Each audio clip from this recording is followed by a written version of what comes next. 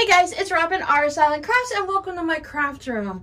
Today we are going to be cutting the backing and the batting, and we're going to pin baste our little mini stacks quilt. Since this is just a little mini wall hanging, I'm going to be able to do it right here on my crafting table. You can do it on a floor, you can do it on your dining room table, you can do it anywhere where you have a firm surface. And as we get going, I'm just going to give you a little couple tips to help protect that surface though. Normally when I do a quilt, it's a larger quilt. If I'm doing a lap size or larger, I have to do this on my kitchen floor. But thankfully we get to save our knees today and just work on this surface here.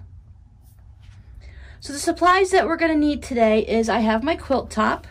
I have my batting. I am choosing to use 100% cotton that I like to use.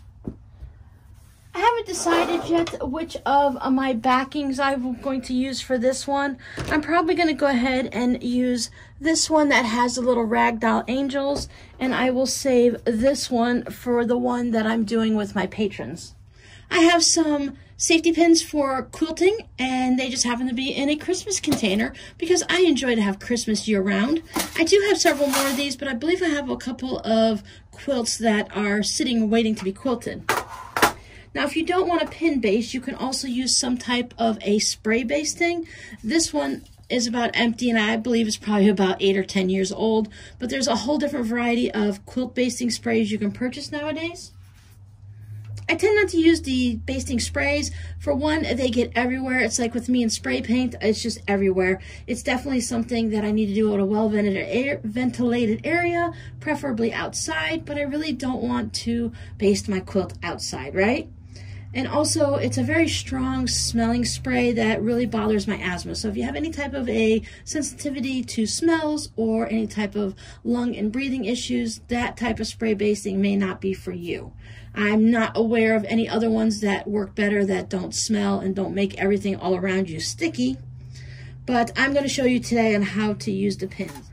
Now, I specifically use a pin that is meant for quilting, and what it is it has this little bent part on the top, well, both parts actually. See how they both bend a little? And that allows you to get underneath all of the layers that you're going through and to be able to close it. Once I take mine out of a quilt, I leave them open because why go through that extra effort of doing that and opening it all over again? I just leave it in there. And do I stab myself? Sure, of course I do. I just try to be very careful and minimize as many times as I get stabbed. And the last thing we use is I use some painter's tape. This is just some of the cheap stuff I picked up at the Dollar Tree. For bigger quilts, I have some actual 3M painter's tape. This has a little bit more tack to it. As you can see, it's much wider, almost twice as wide as this, and this holds the quilt down to my floor really well. For what I'm doing here, this one's going to work perfectly fine. This is my crafting table, but since I bought it brand new and not all dinged up and used, I want to protect my table a little bit because we're going to be going through all the layers with our pins, and when you put your pin down, you're going to scratch the table. So don't do this on your good dining room table unless you put something down to protect it. Now, my mini quilt here is larger than my cutting mat. So what I'm going to do is I'm going to use 2 cutting mats. I save my old ones for cutting other different types of crafty stuff, or for if I'm cutting paper or cardboard and stuff like that, I'll go ahead and use an old cutting mat. But this way it gives me enough room to just barely cover it up. So as I'm pinning through here, I'm not worried too much about the edges. My backing and batting will be wider than this, but I want to make sure I have enough room that I can go through and get my pins in and stay on these mats versus hitting my table. Now, if you have larger mats, I do have a larger set of 3 that I can go ahead and put together, but for something so small like this, it's easy enough just to put these 2 together. I keep them both in the craft room ready to go anyways, so it's easy access. Yes, I have a pair of scissors too for cutting everything. I didn't mention that, but we kind of figured that out, right? So what I like to do first is I like to start with my batting.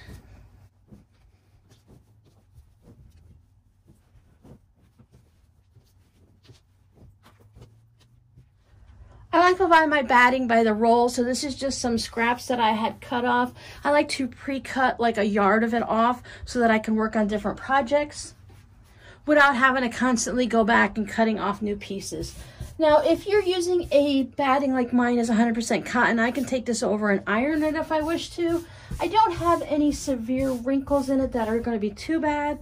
Plus, I'm going to be able to quilt most of it out. If I was using a higher wrinkled area where they look like they've been pressed into it, I go ahead and take that over and just hit it with a little bit of a steam iron and give it a press. If you're using a polyester or something like that, you have to be really careful. You can't put a hot iron right to it. So some people like to let it lay out and maybe hang it from their shower curtain or a clothesline and let it relax. Or they can give it a little bit of steam from up above so you're not touching right onto it, or with a presser cloth. Sometimes it's just good to store your batting in a way that it's not going to get wrinkled, right? Then I'm going to lay out my quilt top. Now I'm not going to worry about upside down, sideways, or anything like that.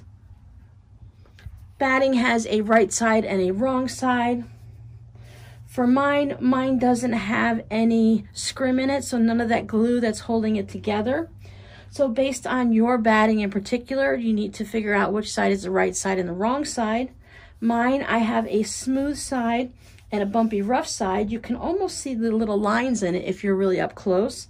So I know this part is the wrong side. I'll be putting that towards my backing when I go ahead and do this. But for right now, I just want to rough cut out a shape. I want to give myself just a few inches. 2 to 4 inches on each side. You don't need to, as a small quilt like this, we're not going to go crazy, even though we're going to free motion quilt it. We don't need to have lots of extra room.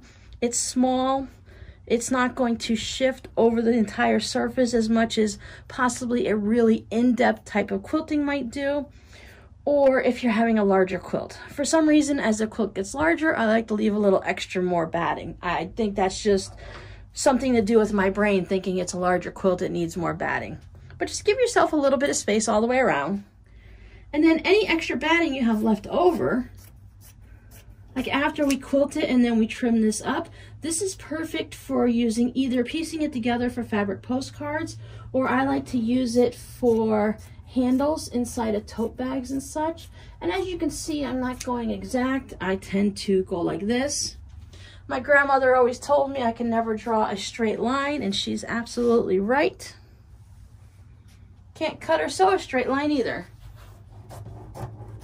It's almost like wrapping paper. You just kind of cut it to the best you can.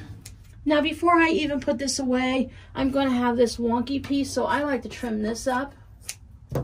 And I add this into my larger, longer strips of batting that I like to save. This is perfect for fabric postcards.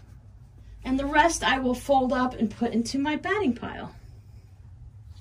Now I have a rough estimate of the size that I want my backing to be also. So I can remove my quilt top, hold my batting off to the side for a minute, and I can go ahead and cut my fabric. Now, I'm lucky that I'm able to use yardage to cut mine. As it's coming off the roll, I noticed that I'm going to definitely have to give this a good press. We don't want to have any wrinkles at all in our backing, because as we're quilting it, we don't want to quilt right through here and make this a permanent wrinkle, because as we're free motion quilting or straight line quilting, we'll seal that right up like sutures or something, and then that will be permanently in our quilt. I'm going to give myself an idea about how much I'm going to need. I'm using that piece of batting that I cut as a reference. I started to say, if you don't have any yardage to use, you may have to piece your backing. And you just want to make sure that you piece it large enough so that, you'll have plenty of room with that little bit of extra. I know that this is already by using my batting that I know it's already larger than my quilt top like I needed it to be, I can just go ahead and trim my fabric right along the edge.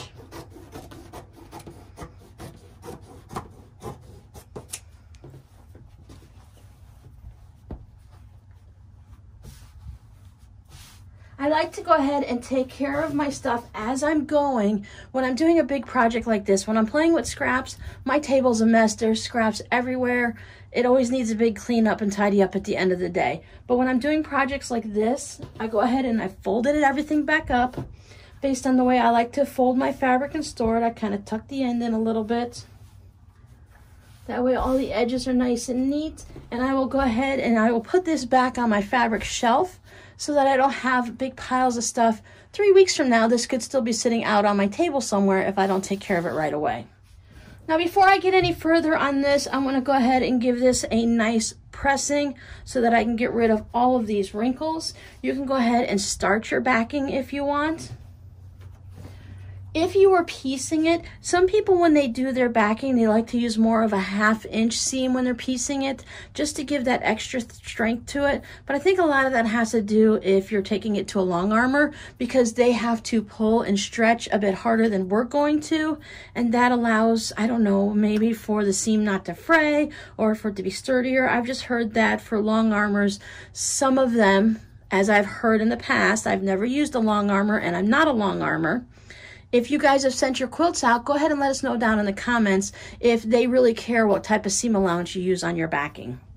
I tend to do just about a 3/8 because I want it to be just a little bit more than the 1/4 inch, but I mean, it's only 1/8 of away from a 1/2 inch, so I don't see where it matters too much.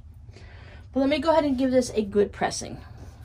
As my iron is heating up, I was just thinking that another thing when you're doing your backing, if you piece it, you want to make sure that your seams aren't going to be close to the edges of where your quilt top is. Like, I wouldn't want to put a seam for my backing all the way over to here. I would want to, if I'm going to piece it, maybe put it down to center-ish and 1/2, whether it's 2 fabrics or the same fabric that I have to piece together because I have small bits of it. Or you can do, for this quilt or even larger, you can do like a giant 4 patch on the back. Then you got to be careful a little bit too, because sometimes if you have a 4 patch, you want it to be nice and straight. So when you put everything together, you want to make sure you're backing, when we tape everything down, that you have it all nice and straight and you're not pulling it in different directions. Otherwise, you want to really kind of, it's one of those things where I always tell you guys, if you're a little bit wonky, you know, you may as well go big wonky. So this, a little bit wonky looks like I messed up, but a big wonky makes it look like I meant to do it. Plus, this is the back of it. If you're going to put it on a table topper or on the wall, people aren't going to see the back. And only another quilter, or if you're showing it off, you're going to say, oh, look at the pretty fabric I used on the back. A lot of times I use the fabric I'm not a fan of on the back because nobody's going to see it. Even if I put this on top of my ottoman to cover that up, to put my feet on top of, then I'm definitely not using favorite fabric on top nor on the bottom, because I know I'm going to be putting my feet up on it. Now, granted, my feet are going to be clean. I'm going to have socks on. I'm not going to put my shoes that I wore outside on it. But still, it's one of those things that's why I said that covering an ottoman, putting a little table topper on an ottoman, is a great way to bring color and quilting into your living room, and also to use up something you've practiced on that you're not so connected to, that if everything's a little wonky, when you do free motion quilting, this is your first time, it'll be against the wall, no one's going to see the back. It'll be on the ottoman, no one's going to see the back unless you flip it over. And for me, when I do free motion quilting, we'll get into that next week when we start talking about it, but the back is the part that I mess up the most with my free motion. My front always looks gorgeous. It's when you flip it over to the back to get those surprises. Okay, I wasted enough time till my iron heated up. Let me get this pressed. Okay, now my ragdoll angels here, they are directional. So they have a right side and a top and a bottom, and my quilt does also. So I want to make sure that when I do this, when I lay everything down that I'm going to have it going this way. So let me match up my batting. Now my batting is going to be a little bit taller than my fabric here. So I'm just going to be careful so that when I lay this down, I want to make sure Okay, so I'll be good.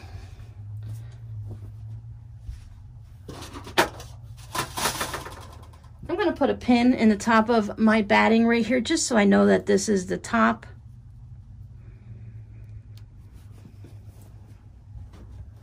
So when I lay this down, we don't want to use the selvages in the backing of our quilt. I don't use them in the top either unless it's specifically a selvage quilt. I am going to trim this off and add it to my Christmas selvage collection for a future project. Now, as you see, once again, I did not cut that nice and even. I could have got out my rotary cutter, but whatever. I just made it a little wider than I needed, and then it'll be perfectly fine. I got a little extra, so when I have the polka dots, I have a little bit of extra fabric there so I can see what it is. The other side I will leave on because that can stay with the fabric when I fold it back up, so in case I know what it is. Here is the top of my backing. I can feel that this is the rough side. So we'll put that down here.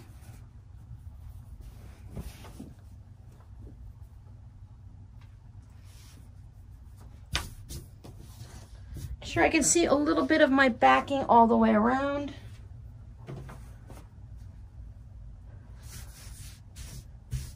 Smooth it out so it's, right now we're not putting anything down yet. I just want to make sure that I don't have my backing kinked up underneath here and folded, so when I pull it out it's some weird shape and it doesn't work for me.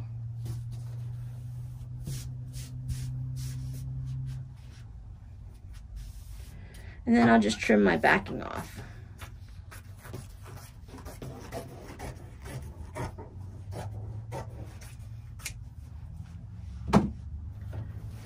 This extra can go back into my Christmas collection.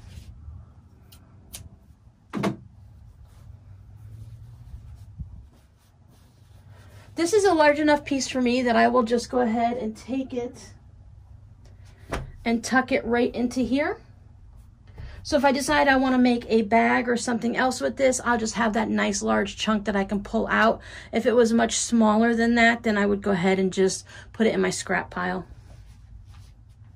I tend to treat my holiday fabric a little bit differently than I do my regular fabric.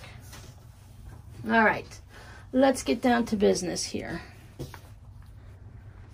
Let me take this pin out. We don't need that now.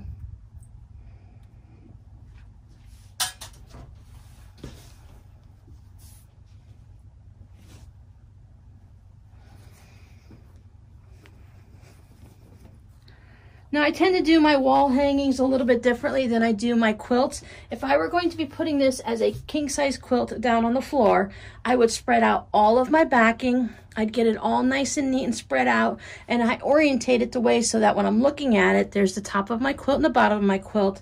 Spread it all nice and neat. And just fold this up here for a second.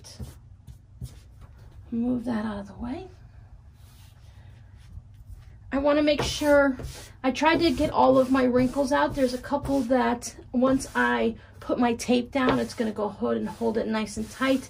You can use some of your starch or something like that. I've sprayed it and I've steamed it and everything like that. Okay, so now I'm going to go ahead and I'm going to start taping this down. I'm going to use painter's tape on my table. I'm not worried about it pulling up. I've taped things to this table already and it hasn't pulled up any finish. If you have a really beautiful dining room table and it has a gorgeous finish on it and stuff like that, please make sure it's safe before you put any tape down. At that point, you may have to go ahead and do it on your floor. Now we are working in a smaller scale here, but I'm going to do it sort of like I do if it was a larger quilt. I'm going to start by just gently putting my tape down here, and then I'm going to come down to this side, and I'm going to give it a just enough to stick. I'm going to give it a little pull, but I don't want to pull and stretch out on any of the biases. So I'm going to smooth this down and put my tape here. And then I like to do my corners.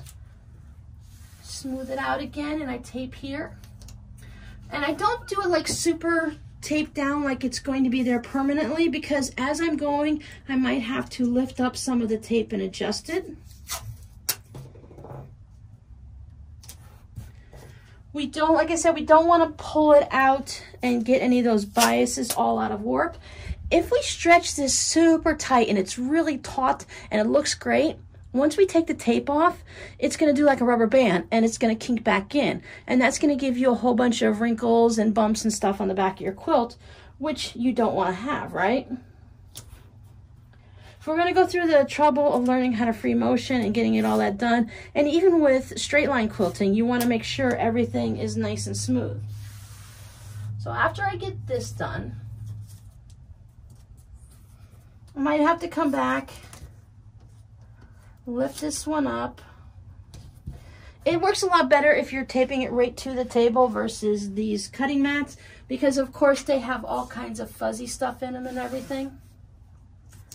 But I don't want to gouge my table with the pins. Again, making it firm, but not making it so tight that it's all stretched out.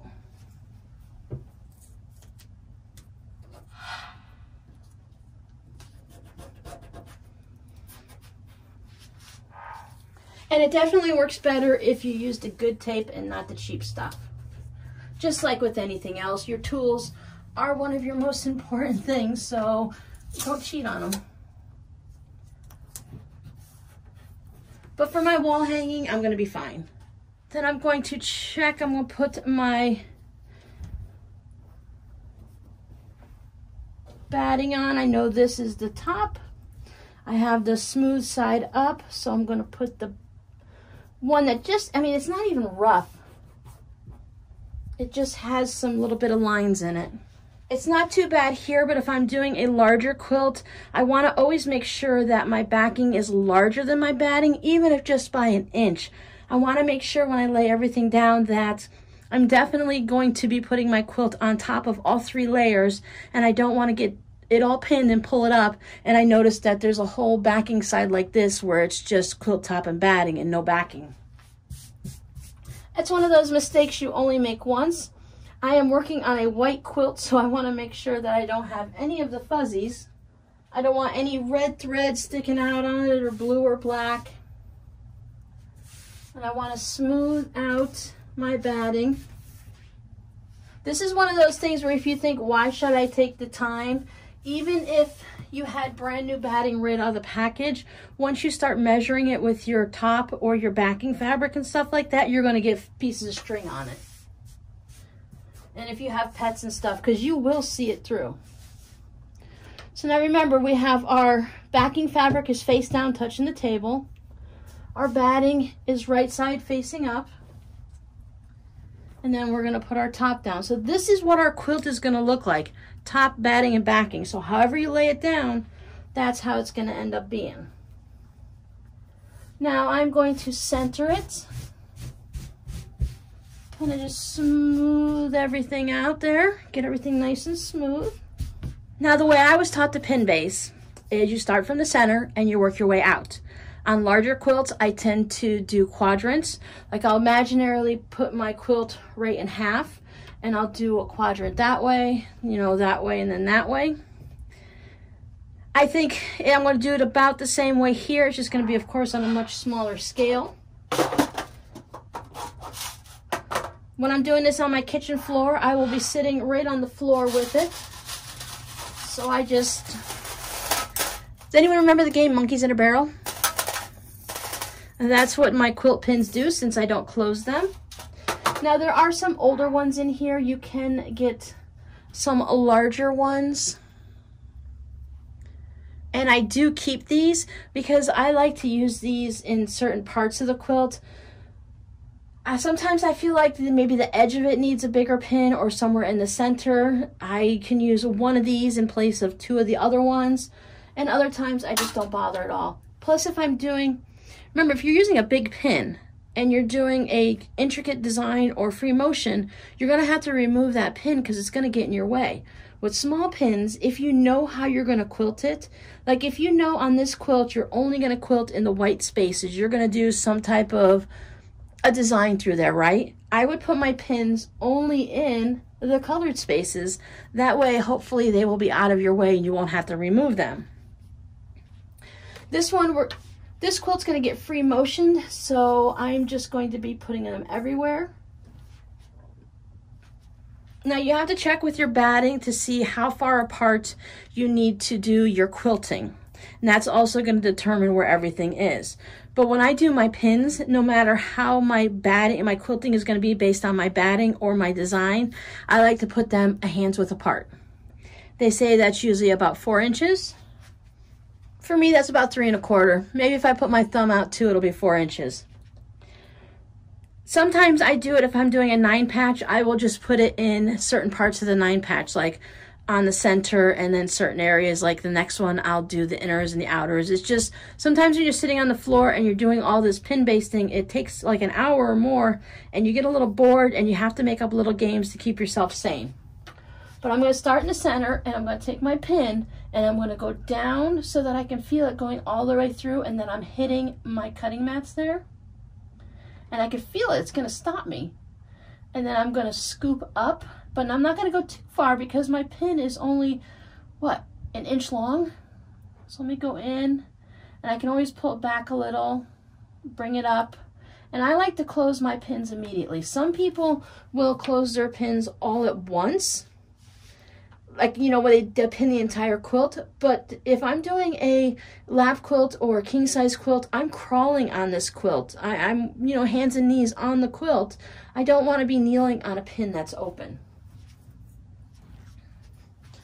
So as I'm doing this, I'll just figure, okay, there's a hand. I'm going to put one in this one, making sure I'm going all the way down through all 3 layers, because just pinning through 1 or 2 layers isn't going to matter. And I'll put one here. And then even though I'm right here at the edge and I really don't need to, based on, you know, the size and stuff, I'm going to put a pin right on this edge, because as I'm quilting, it's going to hold that edge together, and I'm not going to have to worry about things flipping and flopping around anywhere. I happen to put, my quilt is going like this, and I just happen to put my pins, you know, left and right. You can put them in any way. I don't know that it actually matters on that part of it. And then I will keep following this down. And right now it just looks like I'm doing every other square, so that makes it easy here. Just pop one there.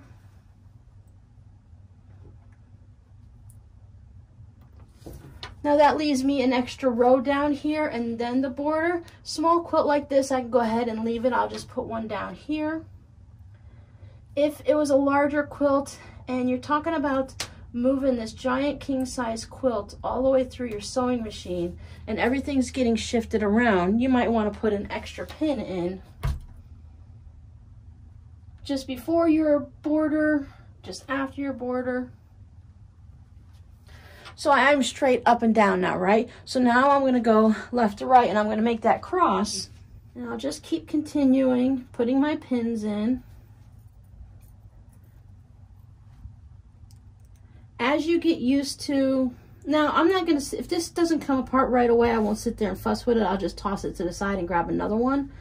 But as you get used to this, you might determine how many pins you really need, whether you need to have an excessive amount, like every 4 inches, or if for your design and your size of it, maybe you're just doing a placemat. You can just put a few in there. You don't need a lot.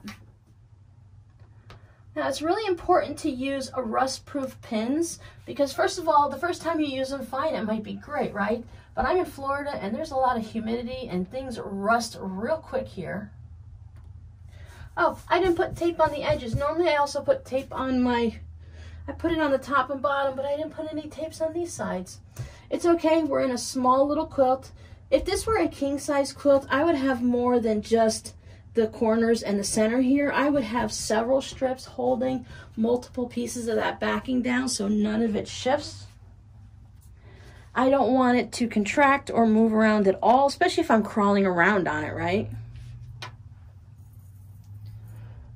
So I've got my cross. Then I can just go ahead and decide wherever I want to put the pins based on how I think I'm going to quilt it. Or maybe I'm just going to go ahead and put it in these little squares here. And I will finish putting these in, and I won't bore you with it, but I'll show you what it looks like when it's done. Another good reason to use the rust-proof pins is just because I got all gung-ho and I pin basted it today. Well, maybe I don't actually go ahead and quilt it in for 3-4 months or, you know, a year or two. At that point, you should unpin it and fold it and put it away, but sometimes it just gets put away as is with the pins in it, and you wouldn't want them to rust. Now, after I pinned in all my various places, I did pin some in the white, and I did overpin in some areas, like these aren't necessarily hands width apart, but I tried to just fill in any spaces that looked kind of empty, just because I want this sandwich to be held together. Which reminds me of one other thing that I did forget to mention in the beginning. There is a fusible batting you can buy, which is great for little quilts like this, they say. And what you do is you don't have to pin base and you don't have to thread base. Thread basting is when you take a needle and thread and you make giant stitches and you just stitch all 3 layers together in kind of like a grid work. That is really great for those that are doing hand quilting. I'd imagine it would be okay for the machine quilters, except, you know, granted the pins wouldn't be in the way, but you'd still want to remove the threads as you go, because if you machine over them, that would probably be hard. So I think that's probably the best for the hand quilters. But anywho, the fusible ones it's fusible on both sides of your batting. So you would fuse your backing and your batting and your top, everything would get all fused together. I have only used it once on a very small project, so that is something I will probably have to purchase soon so that we can test it out and see how it is. But everything's pin basted. I added lots of pins all around my edges here, as you may see. I want to make sure everything is secure and nothing is flopping. Pick up any extra pins. I always leave extra pins, and someone always finds them with their eyes, not their feet, thankfully. A hazard of pin basting on the kitchen floor. I want to make sure all 4 corners have pins in them. This is the spot where, if you've done any type of quilting before, you've probably had this happen, where the pieces of where your backing might get flipped under like this, or it might get stuck anywhere. It's mostly under where you can't see it, and you end up quilting it together like this. But if I put a pin right in the corner, I try to train my mind and my eye and my hands to know that, to make sure I'm holding this and none of it's in the way. If I want, because I don't want to trim this excess, I can maybe just tuck it like this and add a little pin in the corner here so that it doesn't flop under or get in the way anywhere. You see, I just folded that up and pinned it. So that's up to you. I just try to be really careful. Now watch, of course, there's always a chance that I might make a mistake. This painter's tape comes up nice and easy.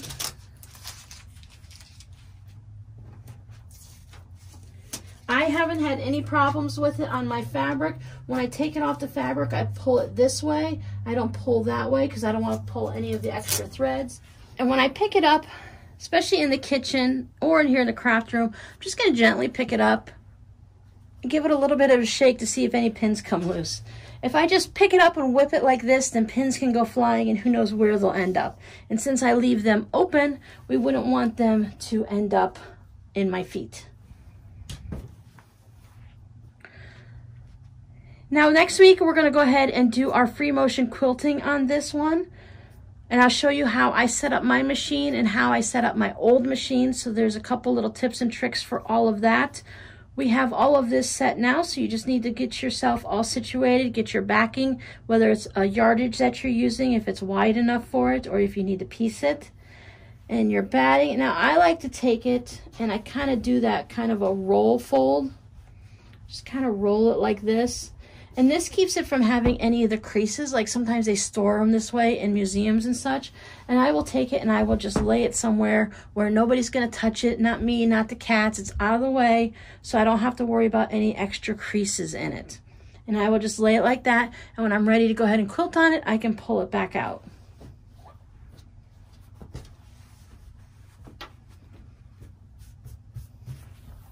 So if you have any questions on basting a quilt or before we get into quilting next week, just go ahead and leave them down below in the comments. I think once you get your back taped down and everything's good like that, after that the hardest part is just crawling on your hands and knees. Some people with a quilt that's large enough, they will use clamps and they will clamp it to their table. For a small quilt like this, put it up in the corner and you can clamp those 2 sides and you can work on and pin parts of it and spin it around and do that. I have never really done that very much because we've never really had a table that I could do it on. There are plenty of things you can see on YouTube on different ways to do how to baste a quilt without getting down on your hands and knees. Thankfully, we are just doing a small quilt today, so we don't have to really worry about that. And it'll be waiting for you here next week. I've seen several of your mini stack quilts and everyone's is looking beautiful. I'm loving the variety of fabric choices and the way everyone is getting theirs all set up. Some people are just tweaking it just a little and changing it to the way that works for them, which is perfect because let's face it, I just kind of made it up as I went along, as you saw. So tweak away, make changes, make it work for you. So that's it for this week, and I'll see you next time when we quilt on it. Bye.